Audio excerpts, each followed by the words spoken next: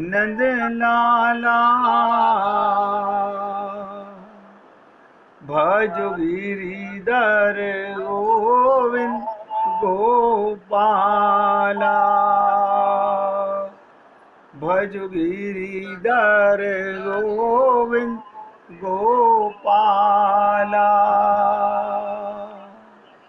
भजो मुरली मनोहर नंद लाला भजो मुरली मनोहर नंद लाला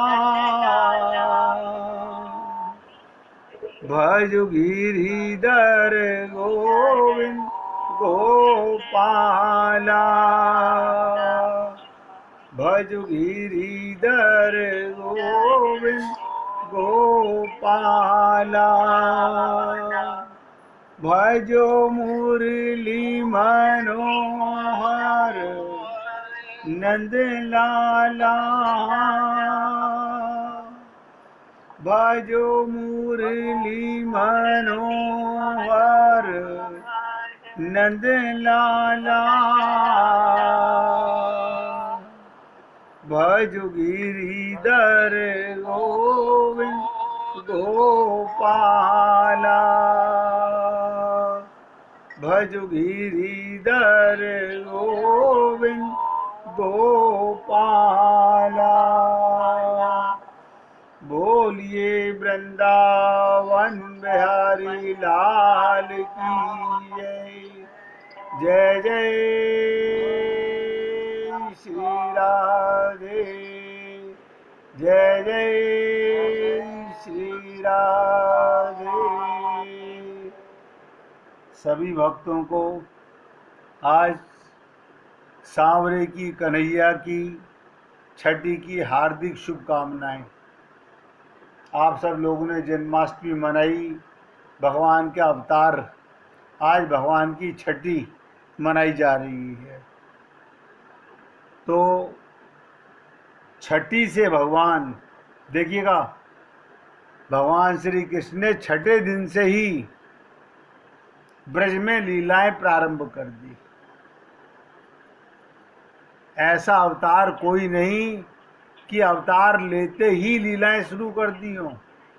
वैसे तो भगवान ने जन्म से ही लीलाएं शुरू की। जब जन्म लिया तो वसुदेव और देवकी को चतुर्भुज रूप में दर्शन दिए। इसके उपरांत आपने सुना कि भगवान ने जब वासुदेव जी उनको लेकर गोकुल चले तो कैसी विचित्र लीला भगवान की कि जेल के सारे कैदी को संरक्षण देने वाले पुलिस वाले सब सो गए और ताले अपने आप खुल गए। यमुना मैया भगवान के चरण दर्शन करने के लिए विकल रूप में प्रकट हुई तो भगवान श्री कृष्ण ने पहले दिन ही रात्रि में अपना चरण यमुना कालिंदी को स्पर्श कराकर उसे शांत किया। और देखिए, कालिंदी को पटरानी का दर्जा मिला। लेकिन आप सब लोगों ने सुना होगा कि कंस को जब आकाशवाणी सुनने को मिली थी तभी से उसके मन में ये भाव था कि 8वां बालक मेरी मृत्यु का कारण बनेगा। लेकिन 8वां लीला से वो योग माया कन्या आई, उसी की आकाशवाणी से कंस को बेचैनी हो गई। क्या कहा, अरे मूर्ख, तू मुझे क्या मारेगा, तेरे मारने वाला तो ब्रज में पैदा हो चुका है। और कंस ने हुक्म दिया कि छोटी उम्र के पैदा हुए नवजात शिशुओं को सबको मार दिया जाए। आप और हम लोग भी छठी का उत्सव मनाते हैं, अच्छी बात है, मनाना भी चाहिए। लेकिन कैसे मनाना चाहिए, क्या किया गोकुलवासियों ने, और भगवान ने छठी वाले दिन ऐसी विचित्र लीला की। उस विचित्र लीला का ध्यान आपके चित्त में कभी नहीं आया होगा। उस पर भी आज चर्चा करने का प्रयत्न करेंगे। अब ध्यान से सुनेंगे, एकाग्रचित्त होकर के। जब से कान्हा गोकुल में प्रकट हुए हैं, भगवान का प्राकट्य होता है, भगवान का जन्म नहीं होता। ब्रज के घर घर में आनंद छा गया। गोपियों को कोई बंधन है ही नहीं।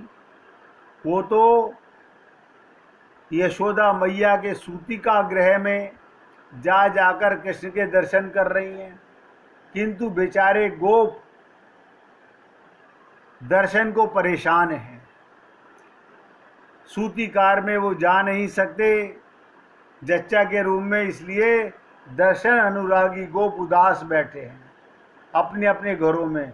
गोपियां अपने घरों में जाकर गोपों से लाला के रूप माधुर्य का वर्णन करती हुई कहती हैं, नंद बाबा के लाला के अंग इतने सुंदर हैं कि मानो नीलकांत मणि के अंकुर हों। इतने सुकोमल हैं कि मानो तमाल के नप पल्ब इतने चिकने हैं, मानो वर्षा ऋतु में खिला नवीन कमल हो। और इतने सुगंधित हैं कि मानो लक्ष्मी के माथे पर लगा कस्तूरी तिलक हो। और इतने आकर्षणशील है भगवान कृष्ण के नाम में, यही आकर्षणता है। क्या का इतने आकर्षित हैं कि मानो सौभाग्य लक्ष्मी के नेत्रों में लगा कजरारा अंजन। तो गोपियों की बातें उन्हें, गोपों को ऐसी लगती जैसे वो अग्नि में घी डाल रही हों, क्योंकि ग्वाल वाल जा नहीं सकते जच्चा घर में, उन्हें भड़का रही हो। ऐसे अद्भुत और विलक्षण नंद बाबा के लाला शिशु के बारे में सुनकर ब्रज के सभी गोप भी उन्हें देखने के लिए लालायित थे। देखिएगा, यानी ग्वाल बाल भी, वहाँ के गोप भी लालायित थे भगवान के सुंदरता का साक्षात्कार जब गोपियों ने खींचा चित्रण सबके मन में।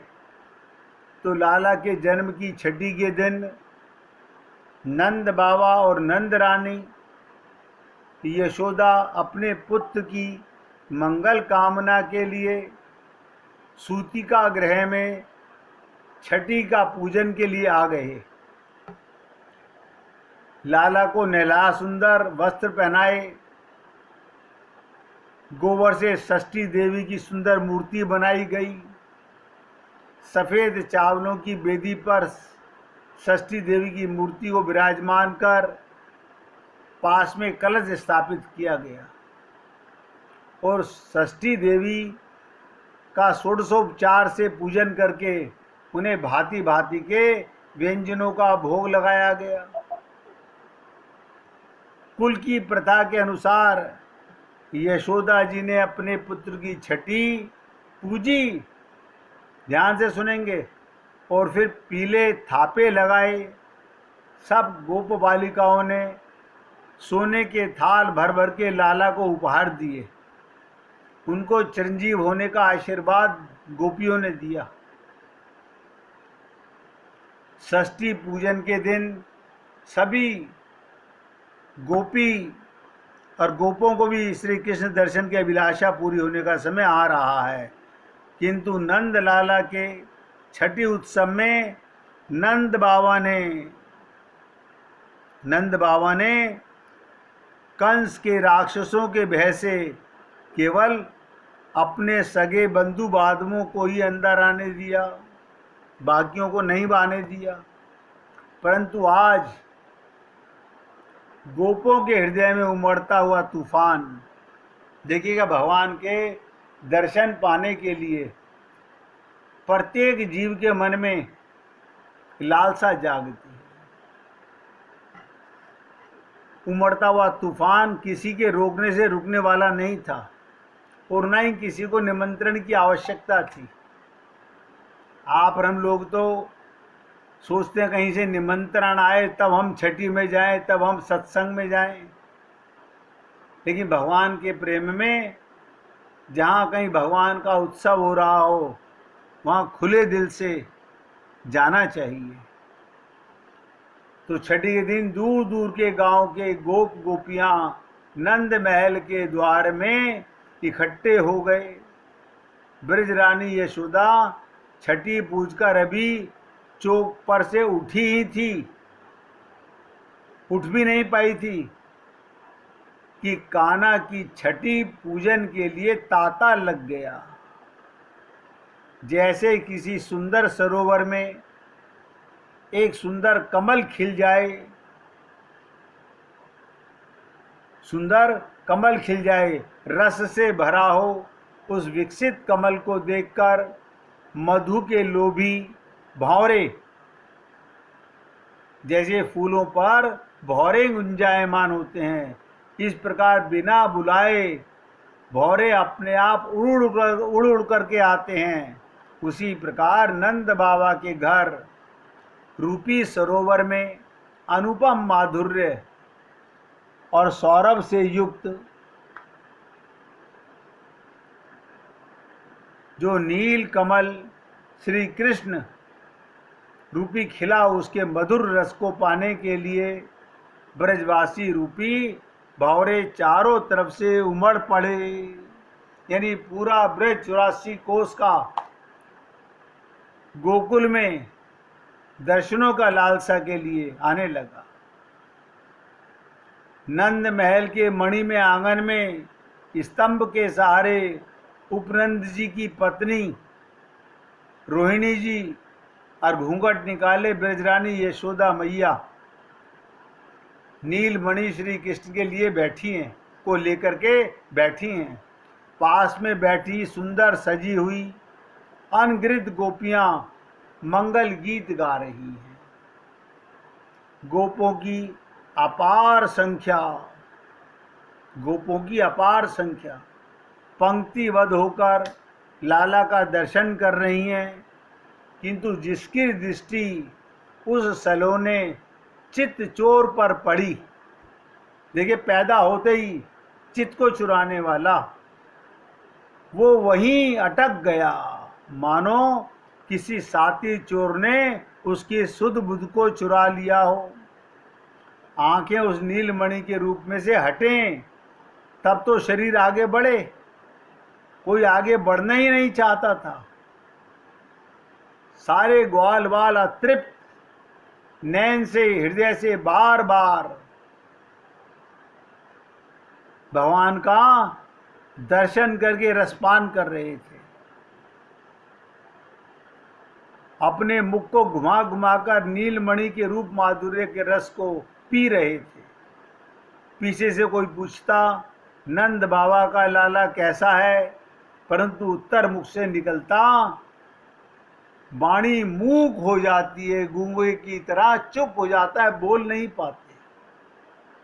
कंठ भर भर के आ रहा था, आंखें डबडबाई जाती हैं। उस सौंदर्य का पूरा वर्णन कर सके ऐसा जगत में कोई भी नहीं। अब आप सोचो, ऐसे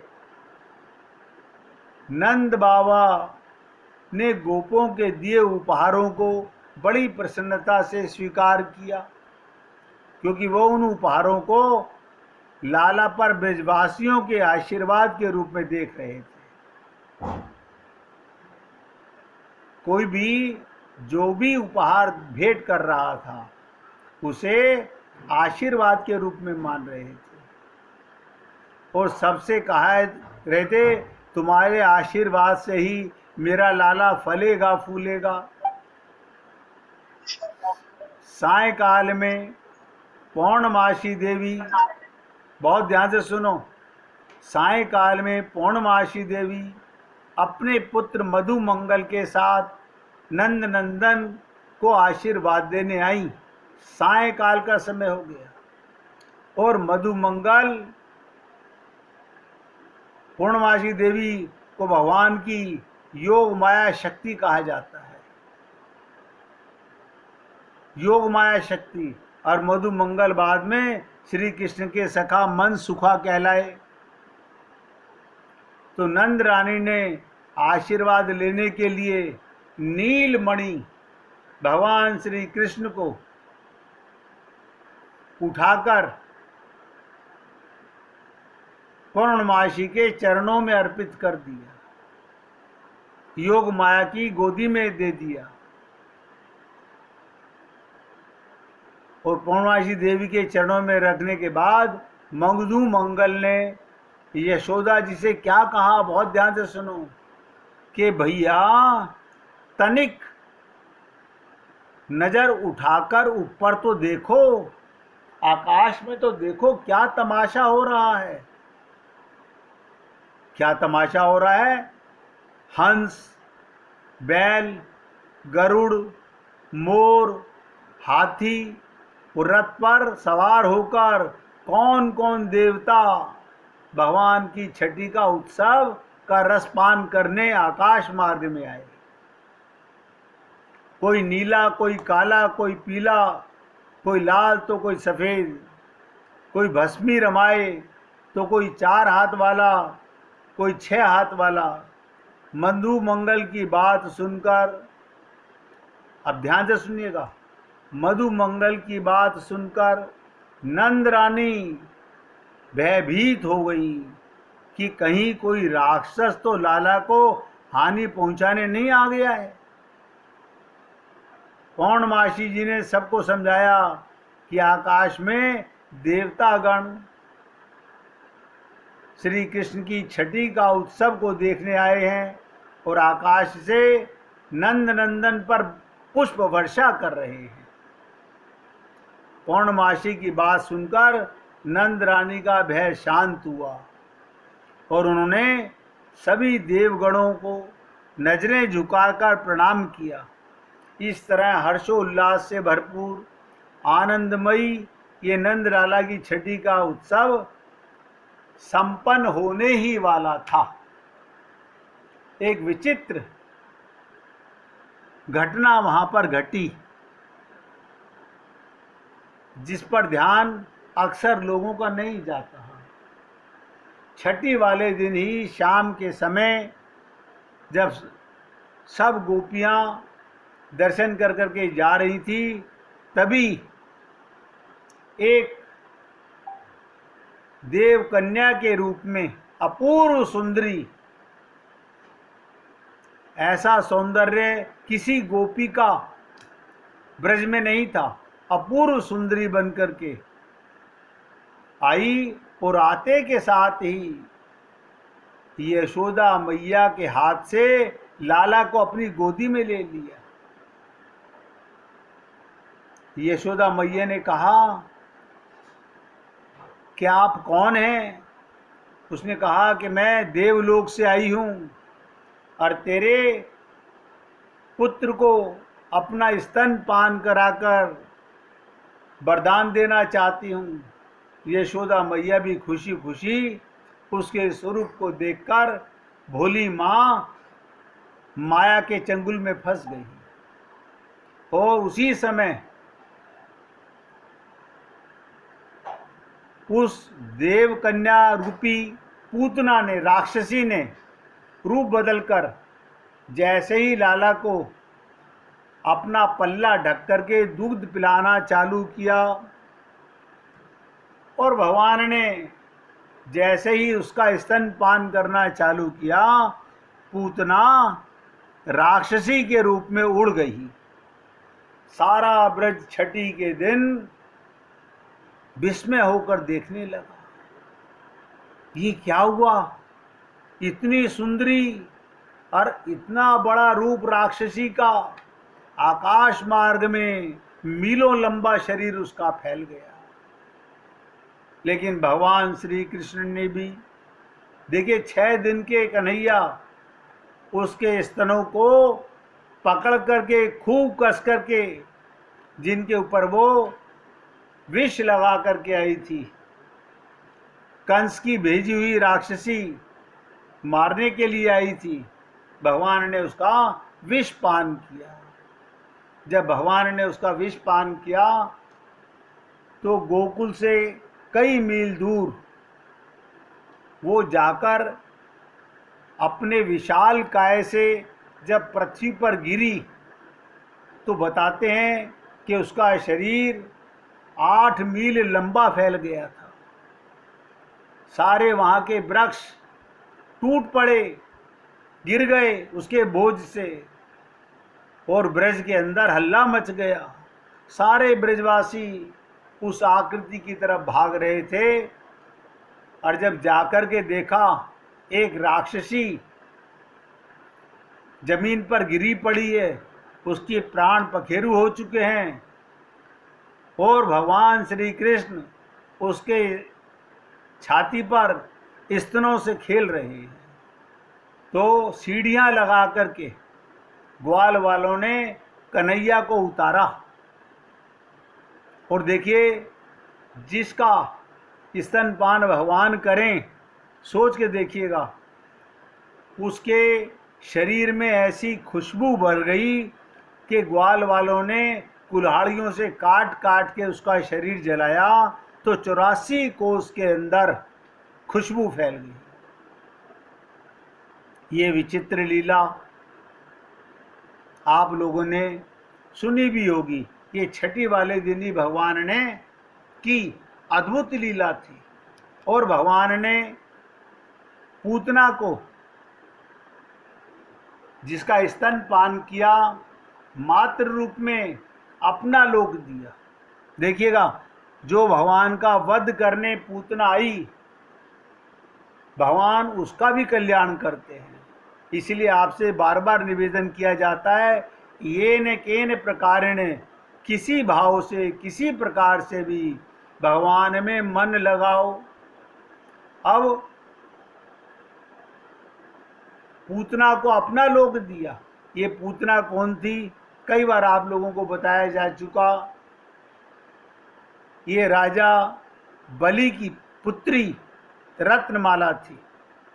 जिस समय वामन अवतार में भगवान आकर के बलि से उसका राजपाट 3 पग भूमि मांग रहे थे, उसी समय इनका सौंदर्य रूप देखकर राजा बलि की पुत्री रत्नमाला राक्षसी देह के अंदर प्रार्थना कर रही थी कि हे ईश्वर, काश ऐसा पुत्र मेरी कोख से पैदा हो, मैं उसको स्तनपान कराऊं।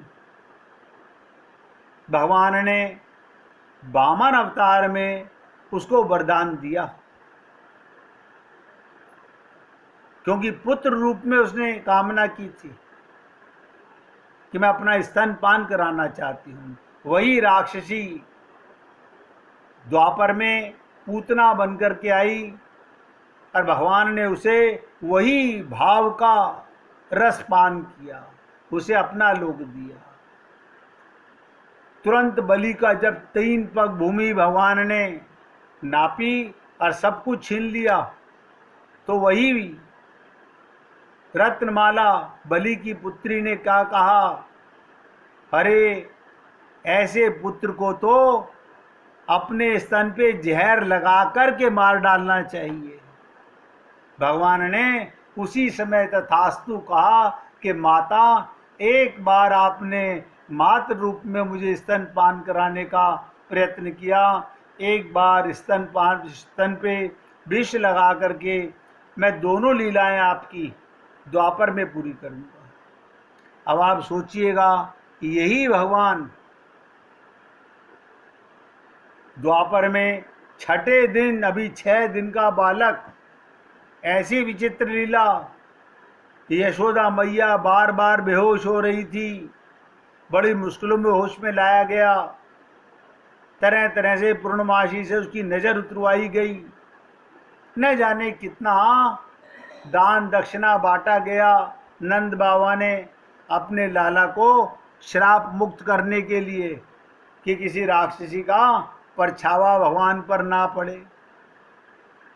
ये मैंने आपको भगवान की आज छठी की लीला सुनाई, और आप सबसे निवेदन करता हूँ इस लीला के साथ साथ अभी एक विचित्र बात और आपको बताने जाऊंगा। इसी लीला में वो क्या था, वो अभी 1 मिनट कीर्तन करेंगे, उसके बाद आगे चर्चा करेंगे। हरे कृष्ण